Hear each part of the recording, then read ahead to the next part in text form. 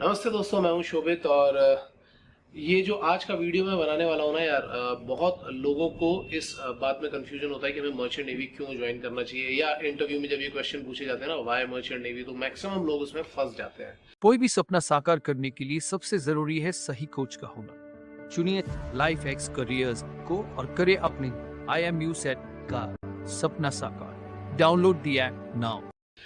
तो दोस्तों, आप अगर मर्चेंट नेवी ज्वाइन करने जा रहे हो तो आज का वीडियो आपके लिए बहुत इंपॉर्टेंट है। पूरा एंड तक देखोगे तो बहुत अच्छा समझ में आएगा, और अगर बीच में छोड़ दिया तो कुछ नहीं समझ में आएगा। लेकिन ये बात तय है कि अगर आपने ये वाला वीडियो पूरा एंड तक देख लिया तो, और उसके बाद भी आपको लगता है कि आपको मर्चेंट नेवी में जाना चाहिए, तो ये मेरी गारंटी है कि आपको कोई रोक नहीं सकता है मर्चेंट नेवी में जाने से। और ये सिर्फ मर्चेंट नेवी के लिए ट्रू नहीं है, ये हर एक करियर ऑप्शन के लिए ट्रू है, क्योंकि आज का वीडियो आपको एकदम अंदर तक हिला देगा। तो यहाँ पे हम लोग जो डिस्कशन करने वाले हैं वो डिस्कशन है एक जापानीज कंसेप्ट जिसका नाम है इकिगाई। उसके बारे में हम डिस्कशन करने वाले हैं, और उसके लिए मुझे एक डायग्राम की जरूरत होगी। तो चलो हम लोग डायग्राम के थ्रू इसको समझते हैं। सबसे पहले हमें ये देखना है, क्योंकि बहुत इंपॉर्टेंट है, बहुत ध्यान से देखना यार। और अगर नहीं देखना हो तो अभी बंद कर दो, लेकिन अगर तुमने ये देख लिया तो इसके बाद फिर तुम्हें कोई रोक नहीं पाएगा, ये श्योर है। तो यहाँ पे चार बड़े बड़े सर्कल बने हुए हैं। जैसे पहला वाला ये येलो कलर का एक सर्कल हमें दिख रहा है, थोड़ा सा ये मैं दिखा रहा हूँ। या मैं एक काम करता हूँ, यहाँ पे कोई रेड कलर ले लेता हूँ, इससे मैं थोड़ा सा ज़्यादा अच्छा हाईलाइट कर पाऊंगा। तो ये पहला वाला सर्कल है, जो ये पूरा कंप्लीट सर्कल है। इसमें देखो ध्यान से क्या लिखा हुआ है, इसमें लिखा हुआ है व्हाट यू लव। मतलब ये बात कर रहा है, यहाँ पे जो आपसे बात करी जा रही है वो बात हो रही है आपकी हॉबीज की। कुछ ऐसे काम जो आपकी हॉबीज में आते हैं। अब बहुत से लोगों की बहुत अलग अलग तरीके की हॉबीज होती हैं। उन हॉबीज में हो सकता है आपका टैलेंट हो, और हो सकता है आपका टैलेंट ना भी हो, तो लेकिन आपको काम करना पसंद हो, तो वो सारा कुछ आपकी हॉबीज में आ जाता है। ये सबसे पहला सर्कल है। फिर दूसरा सर्कल जो यहाँ से बन रहा है, ये वाला सर्कल, ये पूरा जो सर्कल बन रहा है ना, ये इसमें क्या बोल रहा है, इसमें वो बोल रहा है कि what you are good at. What you are good at का मतलब क्या है कि ये पूरा सर्कल की बात कर रहे हैं। So what you are good at का मतलब क्या है कि यहाँ पे बात की जा रही है आपकी स्किल्स की। अच्छा, अब कई लोगों को इसको फिल करने में क्यों प्रॉब्लम हो जाती है, क्योंकि लोग सोचते हैं कि जो हमारी करंट स्किल्स है केवल उनकी बात करी जा रही है। लेकिन करंट स्किल्स की नहीं, आगे कुछ ऐसी स्किल्स की भी बात की जा रही है जो अभी आपने ना सीखी हो, लेकिन आप आगे जाकर के सीख जाओगे। तो यहाँ पे बात की जा रही है आपकी स्किल्स की, आपकी कौन सी स्किल्स हैं, या ऐसे कौन से काम है जिसमें आप अच्छे हो। जैसे स्टूडेंट लाइफ में अगर आप देखोगे तो किसी की मेमोरी बहुत अच्छी होती है, तो किसका दिमाग बहुत अच्छा चलता है, या कोई स्पोर्ट्स में बहुत अच्छा होता है। तो मतलब सबकी अपनी अपनी अलग अलग स्किल्स होती हैं। लेकिन इसका मतलब ये नहीं कि नई स्किल्स डेवलप नहीं की जा सकती, डेफिनेटली की जा सकती हैं। तो ये जो दूसरा सर्कल है ना, ये स्किल वाला सर्कल है, ठीक है। इसके बाद हम तीसरे सर्कल की बात करेंगे। तीसरा सर्कल ये दिखाई पड़ रहा है, और ये वाला सर्कल क्या बोल रहा है कि ऐसी कौन सी चीज है जिसके लिए आपको पैसे मिलेंगे। ऐसा कौन सा काम है जिसके लिए आपको पैसे मिलेंगे। और पैसा लाइफ का एक बहुत इंपॉर्टेंट एस्पेक्ट है, इसलिए सोचना भी बहुत जरूरी है कि ऐसे कौन से काम है जो आप कर सकते हो और इसके लिए आपको पैसे भी मिले, ठीक है। और चौथा जो सर्कल है वो ये है कि आप जो भी काम कर रहे हो उससे दुनिया की कौन सी ऐसी नीड्स हैं जिनको आप फुलफिल कर सकते हो। बहुत लोग सोचते हैं कि अरे यार, हम दूसरों के बारे में सोचें ही क्यों, हमारा अपना काम चल रहा है, खत्म बात। लेकिन डेफिनेटली लाइफ के एक स्टेज पे ये सिचुएशन आएगी जब आपको अपना जीवन जो है यूजलेस लगने लगेगा, अगर आप दुनिया के लिए कुछ ना कर रहे हो तो। ऐसा होता है, जरूर होता है, और सबकी लाइफ में एक क्राइसिस आती है। इसके लिए हमने ये चार सर्कल बड़े बड़े देख लिए। अब क्या करना है, इसमें क्या करना होता है, हम पहले अपनी हॉबीज फिल करते हैं। बहुत सारी हॉबीज हो सकती हैं, बहुत सारे ऐसे काम हो सकते हैं जिसमें आपकी स्किल्स अच्छी हो, या आप उसमें आगे स्किल्स गेन कर सकते हो। आपको लगता है कि यहाँ पे हम आगे स्किल गेन कर सकते हैं। जैसे किसी की हॉबी है डांस करना, लेकिन उसको आज डांस करना नहीं आता, बट हो सकता है कि कल वो डांस क्लासेस ज्वाइन करे और वो डांस भी करना सीख जाए, तो उसकी स्किल में भी आता है। तीसरे सर्कल में मतलब हमें यहाँ पे सब कुछ फिल करना होता है कि कितनी हॉबीज जितनी आपको अच्छी लग रही है सब डाल दो। कौन से ऐसे काम हैं जो आपको अच्छे लग रहे हो, ये मत सोचना कि हम एक ही दो डालेंगे, नहीं, जितने भी आपको लग रहे हो कि आप इनके ऊपर अच्छा करते हो या फ्यूचर में आप इन पे अच्छा कर सकते हो, उन सबको डालो यहाँ पे, ठीक है। ऐसे जिनके लिए आपको अच्छी पेमेंट्स मिल सकती हैं उन सबको डालो, और ऐसे यहाँ पे उन सारे कामों को डालो जिससे दुनिया की नीड भी सर्व की जा सकती हो, मतलब दुनिया की भी मदद की जा सकती है, ठीक है। अब हम एक एक करके, मैं कलर थोड़ा सा चेंज करूंगा, अब हम एक एक करके चलेंगे इंटरसेक्शन पे, और ये समझना भी बहुत इंपॉर्टेंट है यार। पहला इंटरसेक्शन क्या दिख रहा है, जो चीज आपकी हॉबी और आपकी स्किल में कॉमन है, उसको हम बोलते हैं पैशन। ये वाला जो पार्ट है, यहाँ से ये वाला पूरा जो इंटरसेक्शन बन रहा है, ये पूरा केवल यहाँ तक है ना, ये पूरा यहाँ तक का ये होता है पैशन। जैसे डांस करना किसी किसी की हॉबी भी होती है, लेकिन डांसिंग में उसकी स्किल भी बहुत होती है, तो ये उसका पैशन बन जाता है। फोटोग्राफी करना उसका पैशन बन सकता है, टीचिंग उसका पैशन बन सकता है। तो यहाँ पे जो भी कुछ कॉमन आ रहा है वो क्या बन जाएगा, वो बन जाएगा आपका पैशन। तो सबसे पहली चीज हमने क्या देखा कि हमारा पैशन क्या है। ये पैशन फाइंड करना, ये आपको इन दोनों सर्कल की हेल्प से मिल जाएगा।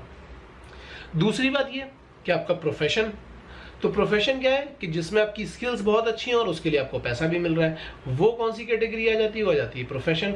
मतलब इन दोनों सर्कल का जो भी इंटरसेक्शन होगा, इन दोनों सर्कल का, वो आपका प्रोफेशन हो जाना चाहिए, होना चाहिए, उनमें से ही कोई आपका प्रोफेशन होना चाहिए, क्योंकि आपके पास उसकी स्किल्स हैं या हो सकती हैं, और दूसरी बात आपको उसके लिए अच्छा पैसा भी मिल रहा है, तो यहां से आपका प्रोफेशन चूज हो जाता है। ठीक है, तो आपने कई लोगों को सुना होगा, जितने भी मोटिवेशनल स्पीकर होते हैं, कहते हैं कि जो आपका पैशन है उसी को प्रोफेशन बना लो तो आप कुछ भी कर गुजरोगे। बट अभी ये कंप्लीट नहीं है भाई, ठीक है, अभी थोड़ा और आगे चलते हैं। इसके बाद एक चीज आती है वोकेशन।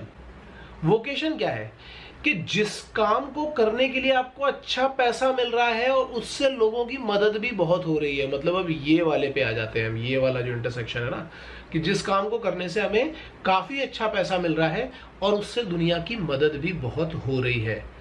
जैसे बहुत सारे प्रोफेशंस ऐसे हो सकते हैं, आपने देखा होगा कई सारे डॉक्टर्स होते हैं जो अपनी अर्निंग तो करते ही करते हैं, लेकिन कई लोगों का फ्री में इलाज करते हैं। बहुत सारे टीचर्स ऐसे होते हैं जो कहीं ना कहीं पढ़ाते हैं, लेकिन फिर जाकर के कहीं चैरिटेबल काम भी करते हैं, लोगों को स्टडी मटेरियल दे देना, फ्री क्लासेस दे देना, ये भी काम करते हैं।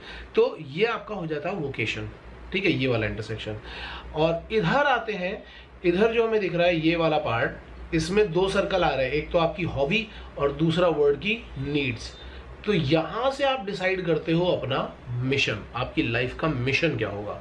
तो आपकी लाइफ का मिशन कहां से मिल रहा है कि जो आपको काम करना बहुत पसंद है, जरूरी नहीं कि उसमें आपकी स्किल्स भी हो, लेकिन आपको पसंद है और उससे दुनिया का भला भी हो रहा हो, वहां से लोगों को मिशन मिलता है। तो मिशन होना बहुत इंपॉर्टेंट होता है लाइफ में। ये सभी लोग आपको सिखाएंगे कि लाइफ में मिशन का होना बहुत जरूरी होता है। तो जैसे आप देख भी रहोगे यार, विवेकानंद को देखो, गौतम बुद्धा को देखो, आप अभी आज के टाइम पे सदगुरु को देखो, इन लोगों को आप देखोगे तो इनकी लाइफ का मिशन क्लियर है। इन लोगों को किसी ना किसी टाइम पे मेडिटेशन करना और नॉलेज गेन करना बहुत अच्छा लगता था, और दूसरी बात देखी जाए तो उसी नॉलेज से पूरी दुनिया का बहुत भला भी हो सकता है। इस इंटरसेक्शन को अगर आप ध्यान से देखोगे तो आपको यहाँ पे क्या दिख रहा है, आपको दिख रहा है कि यहाँ पे आपकी हॉबीज फुलफिल हो रही हैं। इस इंटरसेक्शन में आपकी पूरी हॉबीज फुलफिल हो रही हैं। यहाँ पे आपका पैशन भी है, मतलब आपकी स्किल भी है इस काम में, और इससे दुनिया का भला भी हो रहा है।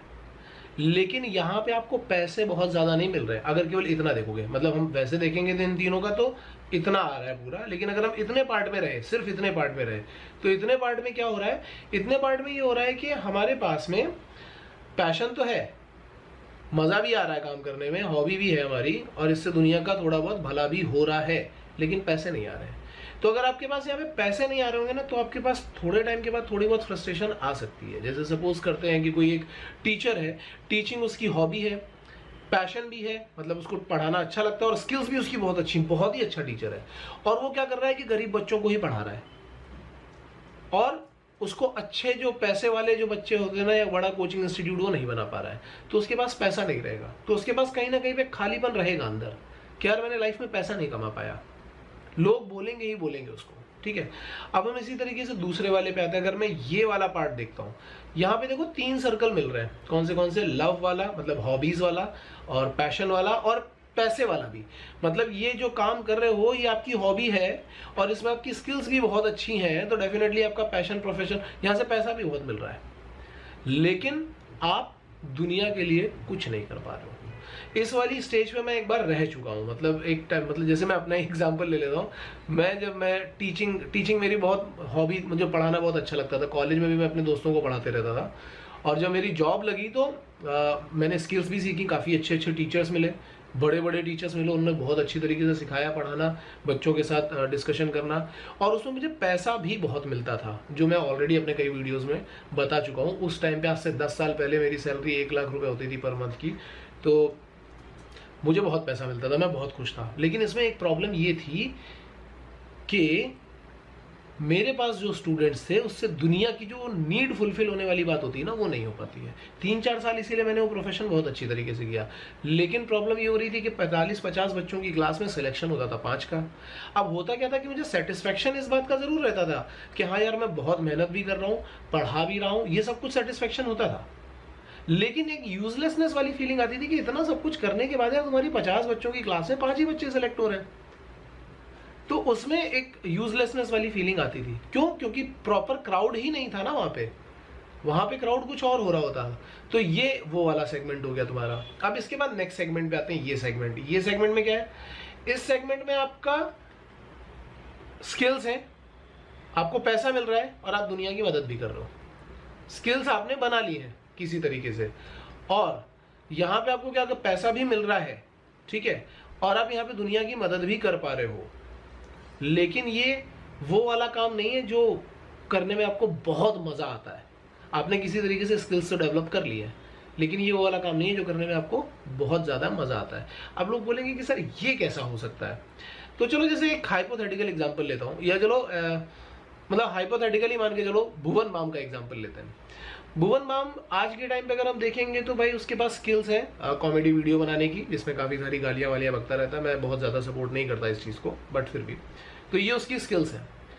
इसके लिए पैसा भी बहुत अच्छा मिल जाता है, और आजकल आप देख रहे होगे चैरिटी वाले काम भी वो बहुत ज्यादा कर रहा है। लेकिन अगर आप भुवन बाम के इंटरव्यूज को देखोगे ध्यान से, और वैसे भी हाइपोथेटिकल है, मुझे लगता है कि आगे जाकर के वो इससे ज्यादा ग्रो करेगा, आप देखोगे तो उसको म्यूजिक में बहुत मजा आता था, वो उसका लव था, म्यूजिक, गिटार, म्यूजिक, ये सारी चीजें।